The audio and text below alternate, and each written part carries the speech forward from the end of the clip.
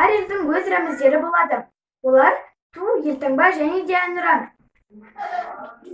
Әр жыл сайын Қазақстанда 4 маусымда рәміздер күні тойланады. Біздің туымыз ашық көк түстес, яғни біздің бейбітшіл тәуелсіз мемлекетте тұрып жатқанымызды білдіреді. Ал біздің елтаңбамызда шаңырақ бейнеленген, яғни біздің мемлекетте 135-тен астам ұлт өкілдері тұрады. Сол ұлт өкілдерімен тату-тәтті болып бір шаңырақ астында тұратынымызды білдіреді.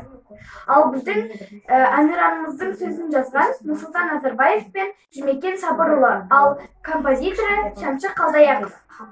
Мақтансаң мақтан елім деп, тани біл елдік тамбанды, ел тамба, туын, әнұран, тәуелсіздікке тән белгі.